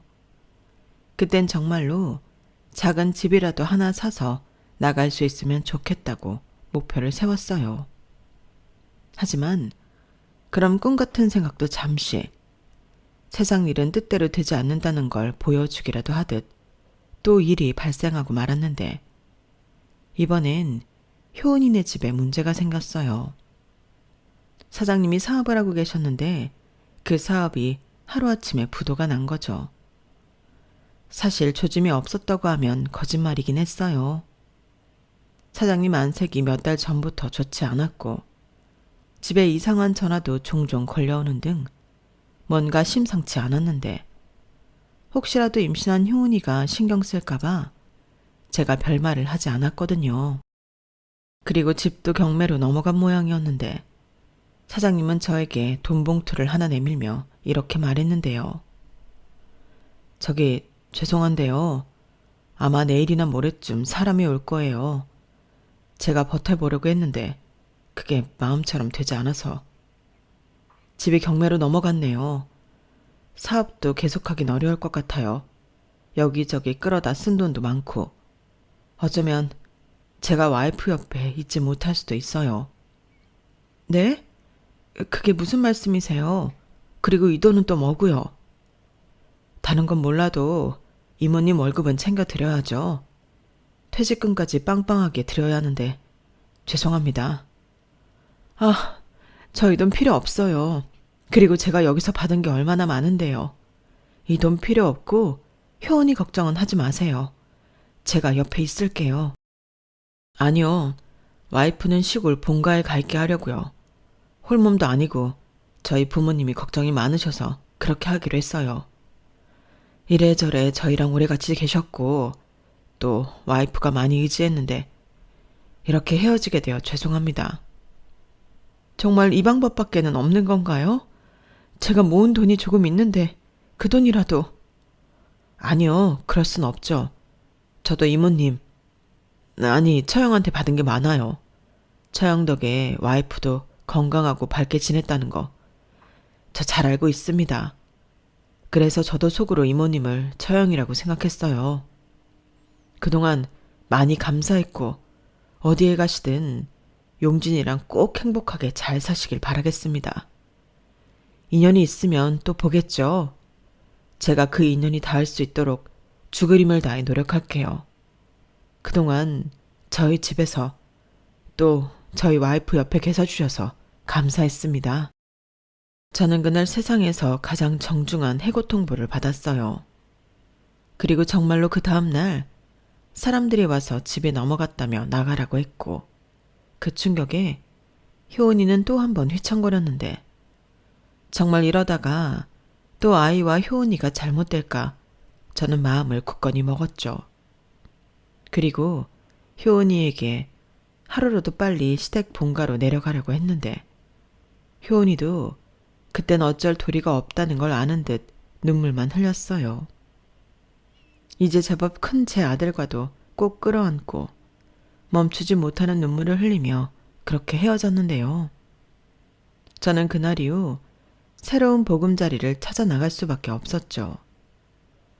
다행히 그동안 모아놓은 돈이 있어 새 집을 구하는 건 그다지 어렵지 않았는데 마음이 공허했어요. 하지만 저에게 아직 어린 아들이 있었고 그런 마음을 채 느끼기도 전에 또 일자리를 구해야 했는데 파출부 경력이 있다 보니 그 이후에는 비슷한 일들을 주로 하며 생계를 유지하게 되었어요. 그렇게 넉넉하진 않았지만 아들을 키울 수 있었고 아들은 고생하는 엄마를 보고 자라 철도 빨리 들었는데 공부도 알아서 잘하더라고요. 그래서 없는 형편이지만 아이 교육비만큼은 아끼지 않으려 했는데요. 제가 힘들게 번 돈이라는 걸 아는 아들은 정말 열심히 제 교육비가 아깝지 않도록 공부를 하더군요.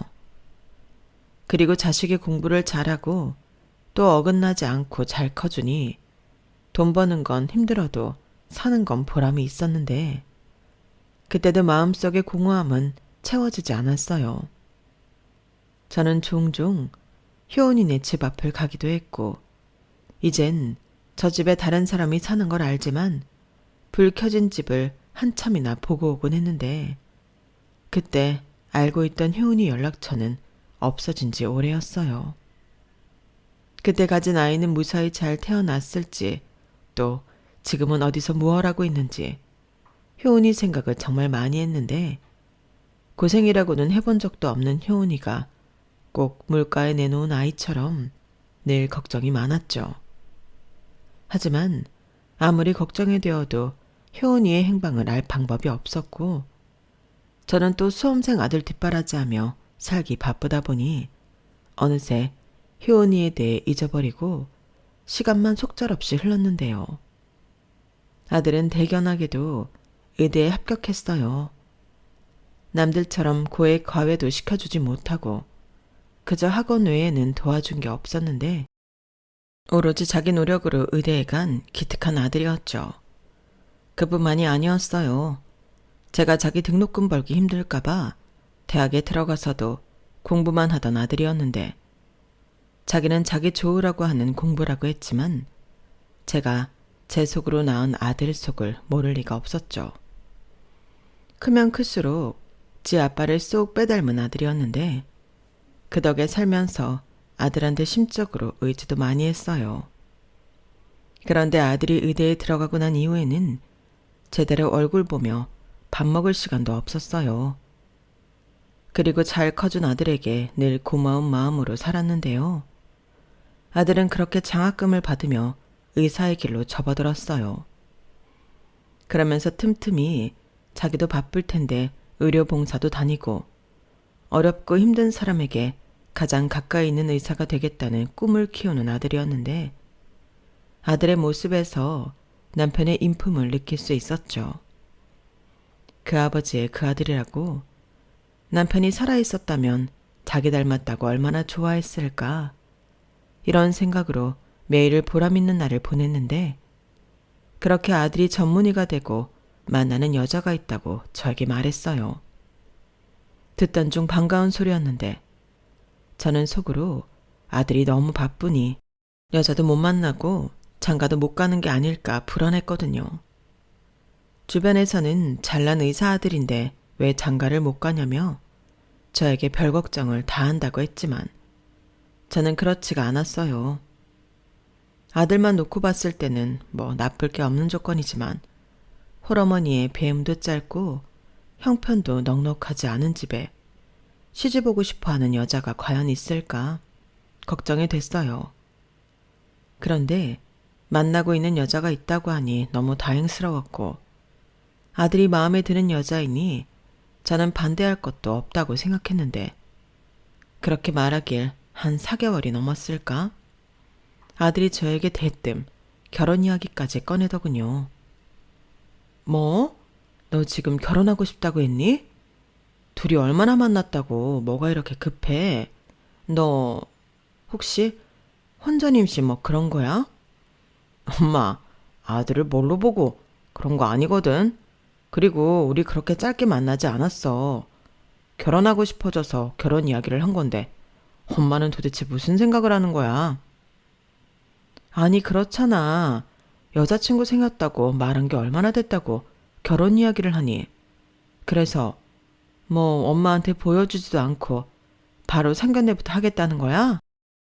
아니지. 당연히 그 전에 엄마한테 보여주지.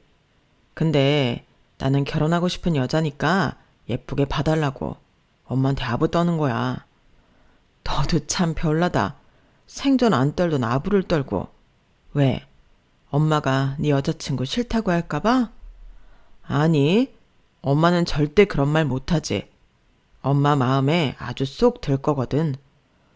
뭐가 이렇게 자신 있어? 네가 내 속을 알아?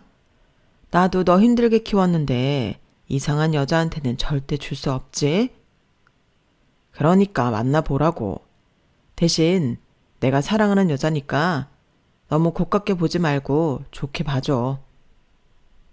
아들은 연신 싱글벙글하며 저에게 자기 여자친구를 보여주겠다고 했어요.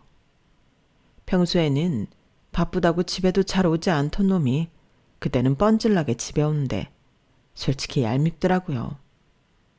하지만 결혼하고 싶은 여자가 있다며 신나하는 아들을 보며 좋은 짝을 만나 장가를 보내는 것도 나쁘지 않겠다고 생각하고 있었는데요.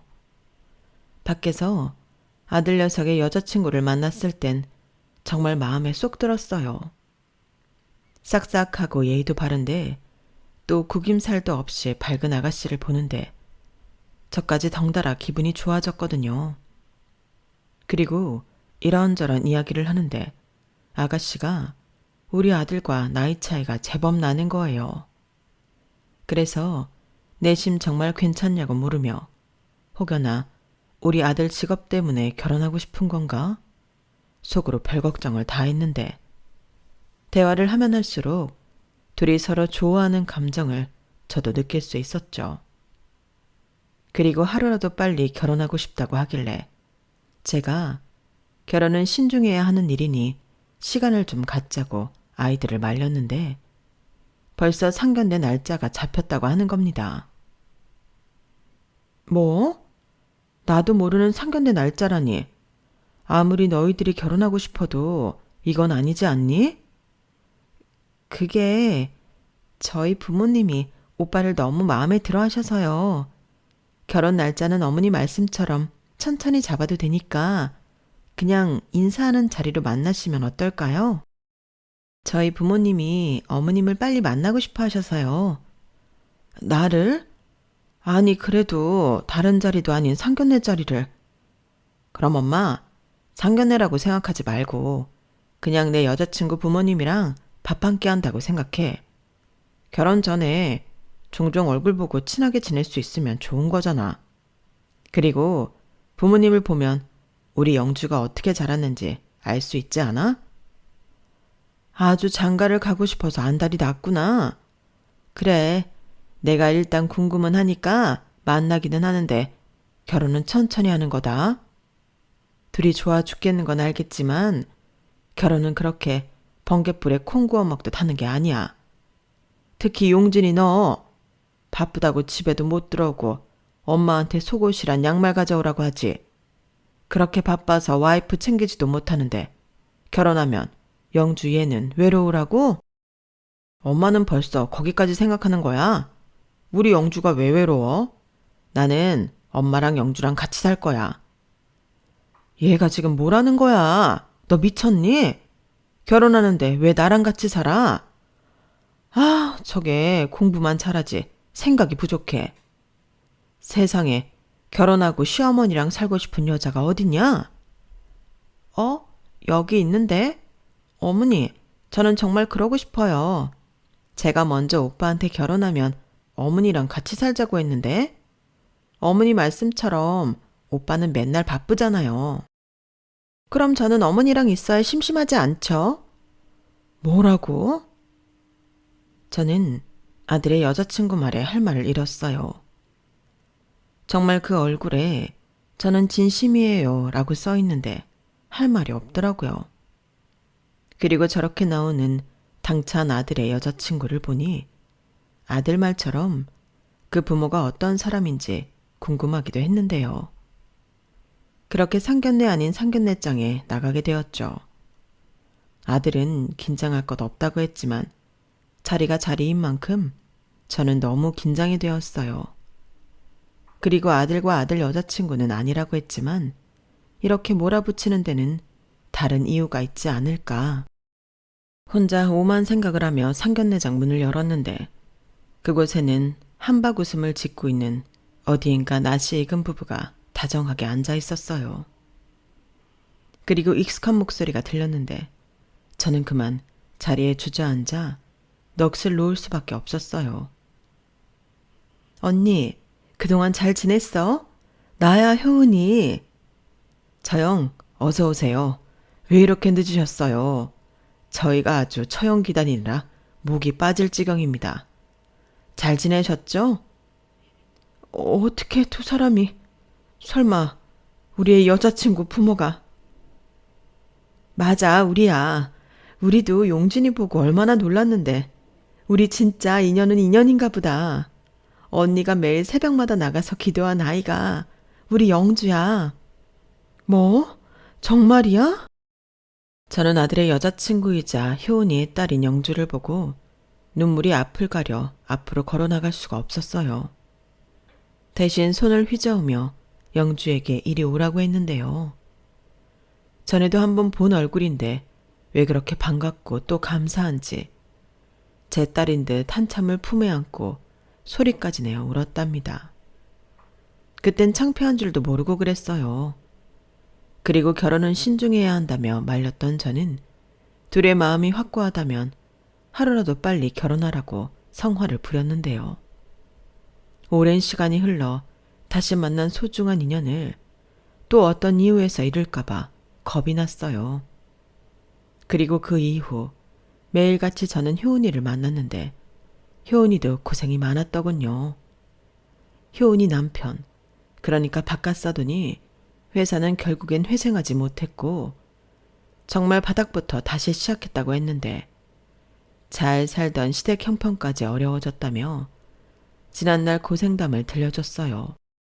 대신 무사히 딸아이를 낳고 힘들었지만 열심히 노력하며 살았다는데 그때 자기도 제 생각을 많이 했다며 언니가 얼마나 힘들게 아이를 혼자 키웠는지 새삼 느끼고 저를 매일같이 그리워했답니다. 그래서 자기 남편도 많이 미워했대요. 그렇게 부도가 나지 않았다면 헤어지지 않았을 건데 헤어져 안부조차 모르고 산다고 다시는 저를 보지 못할까봐 무서웠다고 했는데 이렇게 아이들 덕에 우리가 다시 만날 줄은 꿈에도 상상할 수 없었다고 했어요. 저 역시 마찬가지였죠. 그리고 이렇게 만나게 해준 인연에 감사한 마음으로 이제 무슨 일이 있어도 헤어지지 말자고 했는데요. 두 아이들이 만나게 된 계기가 바깥 사돈이 건강이 좋지 않아 병원에서 만났다고 했어요.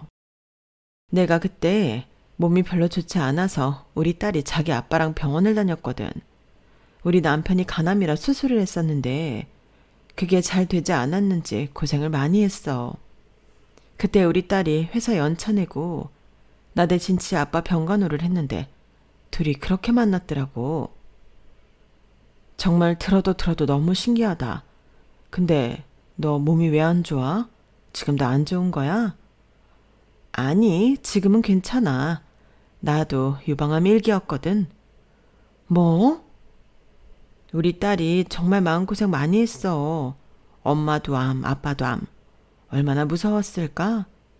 근데 나 닮아서 편하지 않고 씩씩하게 구는데 난 다 보이더라. 그럼 엄마니까. 그치? 내가 정말 이 엄마 소리 한번 들여보려고 그 고생을 다 했는데. 아니지. 언니 덕에 내가 엄마 소리 듣고 우리 딸한테 효도도 받고 그랬지. 근데 둘이 그렇게 만났다고 하니 모든 게 다 감사했어. 그래서 지금도 치료받는 거야? 아니, 나는 워낙 초기에 발견했고 빨리 치료해서 괜찮아졌는데 그래도 조심해야 하니 신경을 쓰는 거지. 대신 영주 아빠가 많이 아팠어. 저 사람이 미련하게 참아서 병을 키웠더라고. 영주가 간이식까지 해줬다니까. 뭐? 정말? 아니 저 어린 게. 나도 말렸는데 지가 하고 싶다고 했어. 미안하지. 낳아놓고 잘해준 것도 없는데. 그래서 옛날 생각 진짜 많이 했어. 우리 잘 살 때 태어났으면 얼마나 좋았을까. 정말 공주처럼 예쁘게만 키웠을 텐데. 예뻐. 지금도 얼마나 예쁜데. 그렇지. 우리 딸 예쁘지? 용진이도 너무 잘 컸더라. 역시 우리 언니야. 언니 닮아서 똑똑하고 멋있어. 그러니까 우리 애들 결혼시키고 이젠 2번 다시 헤어지지 말자. 아니, 애들이 결혼 안 한다고 해도 우리 이제 헤어지지 마. 그래, 뭐가 됐든 우리 이젠 정말 헤어지지 말자. 언니 옆에 꼭 붙어 있어. 알았지? 저는 효은이의 말을 듣고 사실은 많이 속상했어요. 저도 모르는 사이 두 부부가 아팠다는 것도 안쓰럽고 어린 딸이 간 이식까지 해줬더니 그것도 참 속상했는데 그런 아이들 내가 왜 마다하나. 하루라도 빨리 며느리 삼고 싶더라고요. 그래서 아들에게 마음이 있으면 결혼 준비를 하라고 얘기했고 아들은 얼굴 가득 화색을 보이며 안 그래도 그러고 싶었다고 했는데 그 모습을 보니 이젠 저만의 아들이 아니라는 걸 알 수 있었어요. 이미 영주밖에 모르는 놈이 되었더라고요. 어쩌겠어요. 제 아빠도 그런 남자였는걸요. 그렇게 둘은 결혼식을 올렸어요. 대단하게 많은 걸 준비해서 하는 결혼은 아니었지만 둘이 하니 저도 좋았어요. 그리고 농담인 줄 알았는데 정말로 저랑 같이 살자고 하는 두 녀석에게 저는 싫다며 한동안은 도망 다녔는데 그래서 조건을 건 게 며느리가 임신을 하면 그때는 같이 살겠다고 했었죠. 바쁜 아들 대신 제가 며느리를 챙길 마음이었거든요. 그런데 결혼하고 5개월이 흘렀을까? 임신했다며 며느리가 먼저 합과 노래를 하는데 그땐 별 수 없이 제가 짐을 쌀 수밖에 없었어요. 정말 이것들이 작정을 한 건지 저도 어쩔 수가 없었는데 그때 효은이도 거의 매일 출근 도장을 찍었죠. 그렇게 셋이 어울리며 한동안은 즐겁기만 했는데 바깥사돈인 효은이의 남편의 증세가 급격하게 나빠졌어요. 이식을 했기에 괜찮을 거라고 생각했는데 그게 별로 오래가지 못한 것이 문제였죠. 그리고 며느리가 첫 아이를 낳고 100일이 지났을 무렵 예쁜 손녀를 안아보지도 못하고 바깥사돈이 세상을 떠났는데 그땐 좀 온 가족이 많이 힘들었어요. 저도 옆에서 오래 봤지만 가족을 끔찍하게 아끼던 분이라는 걸 잘 알아. 가족들 곁을 떠나기가 얼마나 힘들었을까. 마음이 아프더라고요. 그래서 그때는 며느리에게 말해 효은이 집에 머물렀는데 그렇게 반년 가까이 있다 보니 효은이랑 같이 살아야겠다는 생각을 하게 되었어요. 그래서 아들에게 말해 새 집을 정리하고 진짜 우리 집을 마련하자고 했는데요. 아들이 좋다고 자기한테 맡겨달라고 하더군요. 그리고는 며느리랑 상의하고 일을 진행하는데 일사천리였어요. 그렇게 마당이 있고 2층인 우리 집을 매매하게 되었고 저랑 안싸돈인 효은이는 1층에서 아들과 며느리는 2층에서 지내며 지금까지 살고 있어요. 마당에서는 아직 어린 손주들이 뛰어놀고 하는데 집안 전체에 아이들 웃는 소리가 퍼지면 저절로 미소가 지어진답니다. 아이들 덕에 효은이도 힘을 내는 듯 했어요. 그러니까 저 조그만 아이들이 벌써 큰 효도를 하고 있는 셈이었죠. 며느리는 2살 터울로 아이들을 낳았고 또 4년 만에 셋째를 가졌는데 요즘은 정말 정신이 하나도 없어요. 본격적으로 말을 듣지 않는 손주들과 배가 남산만한 며느리를 챙기는 일이 쉽지 않거든요. 거기에 효은이와 요즘 건강 챙긴다고 등산을 하고 있는데 이건 뭐 몸이 10개라도 모자랄 지경이에요. 아이러니하게도 그 덕에 체력은 좋아졌는데 가끔은 혼자였던 시간이 살짝 그립기도 합니다. 그땐 정말 일을 나가지 않으면 할 일이 없었거든요. 그래서 사는 게 무료하다고 생각했던 적도 있었는데 그런 생각을 했던 과거의 저는 복에 겨운 사람이었어요. 아무것도 안 해도 되는 게 얼마나 좋은 건지 몰랐을까요? 하지만 그런 생각도 잠시 대식구들 챙기며 웃고 있는 저를 발견하곤 하는데 저는 그럴 때마다 하늘을 올려봅니다. 왠지 거기엔 얼마 전에 떠난 바깥사돈과 너무 일찍 떠난 제 남편이 저희를 지켜보고 있는 것만 같거든요. 그리고 우리 이렇게 잘 살고 있으니 걱정하지 말라는 말을 하고 싶어지는데요. 앞으로 우리 가족이 더 많이 즐겁고 행복할 수 있도록 두 가장이 우리 가족을 지켜줬으면 하는 바람입니다. 거기에 아울러 출산을 앞두고 있는 며느리가 부디 순산할 수 있도록 매일 기도하고 있는데요. 셋째이긴 하지만 출산은 늘 어려운 일이잖아요. 그런 어려운 일을 무려 3번, 아니 간이시까지 4번이나 하는 며느라이를 보며 저는 나이를 떠나서 안쓰럽고 존경심이 들 지경입니다. 저런 복덩이를 얻으려고 효은이가 그렇게 많은 노력을 했나 봐요. 그리고 그 복덩이를 어쩌다 보니 저도 거저 얻게 되었는데 고맙다는 말로는 아무리 얘기해도 모자라기만 합니다. 그래서 저는 매일 스스로 다짐해요. 앞으로 제가 얼마나 살 수 있을지 모르겠지만 평생 사돈이자 자매인 효은이를 옆에서 잘 챙기며 며느리에게 도움이 될 수 있는 시어머니가 될 생각입니다. 그리고 다행히 작년에 효은이는 유방암 완치 판정을 받았는데요.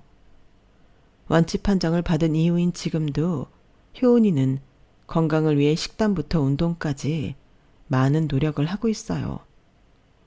그리고 어느 날 효은이가 이런 말을 했는데요. 건강해야 아이들이 자기 때문에 고생하지 않는다고 하더군요. 그러니까 효은이는 그 많은 시간, 자기를 위해 노력한 것이 아닌 아이들을 위해 그 힘든 노력을 기꺼이 했다는 건데, 그런 효은이를 보면서 저는 생각했죠.